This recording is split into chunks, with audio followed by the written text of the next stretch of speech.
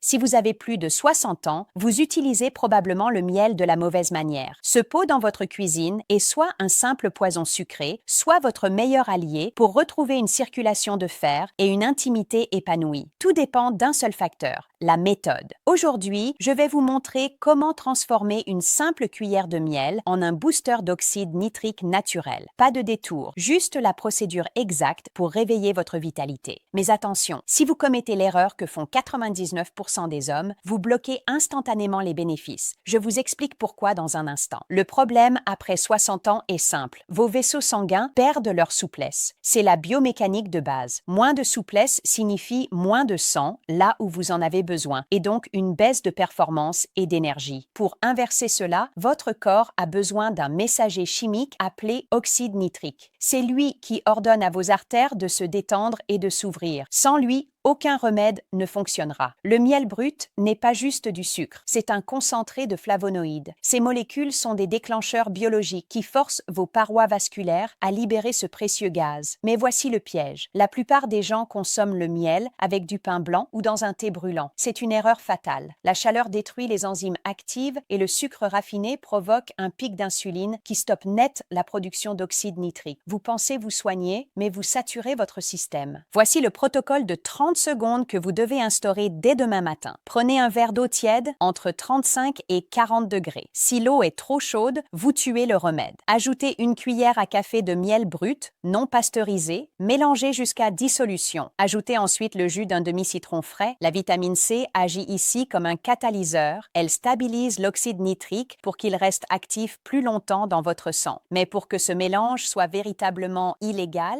pour votre vitalité, il manque un dernier ingrédient, la cannelle de Ceylan. Une simple pincée permet de réguler votre glycémie et d'assurer que l'énergie du miel soit dirigée vers vos artères et non vers vos stocks de graisse. C'est cette synergie qui crée une vasodilatation profonde. Les résultats ne sont pas immédiats, ils sont cumulatifs. Le premier jour, vous ne sentirez rien, mais vers le 10e jour, vous remarquerez que vos mains et vos pieds sont plus chauds. C'est le signe que la microcirculation revient. À la 3e semaine, votre niveau d'énergie matinale change et vers la 6e semaine, la qualité de votre érection et votre endurance intime retrouvent une vigueur que vous pensiez disparue. Pourquoi cela fonctionne-t-il spécifiquement pour vous? Parce qu'en vieillissant, le corps devient paresseux dans sa gestion des flux. En apportant ces précurseurs naturels à jeun, vous donnez à votre système le signal dont il a besoin avant que le stress de la journée ne vienne contracter vos vaisseaux. Cependant, il existe un tueur silencieux de vitalité que même le meilleur miel ne peut pas combattre, le stress chronique. Le stress produit du cortisol et le cortisol est l'antagoniste direct de l'oxyde nitrique. Si vous êtes tendu, vos artères le sont aussi. C'est pour cela que ce rituel doit s'accompagner d'une approche globale. Vous avez maintenant la méthode. Ce petit geste quotidien est le socle de votre vitalité après 60 ans. Mais la chimie du sang n'est que la moitié du chemin. Pour une efficacité totale, vous devez coupler cette approche interne avec un renforcement mécanique de vos muscles de soutien. Si vous voulez doubler vos résultats et garantir une fermeté durable, vous devez absolument travailler votre périnée. J'ai préparé une vidéo spécifique qui vous montre 3 exercices simples que vous pouvez faire discrètement n'importe où pour reprendre le contrôle total de vos sensations. Cliquez sur la vidéo qui s'affiche à l'écran pour découvrir comment muscler votre intimité dès aujourd'hui. On se retrouve là-bas.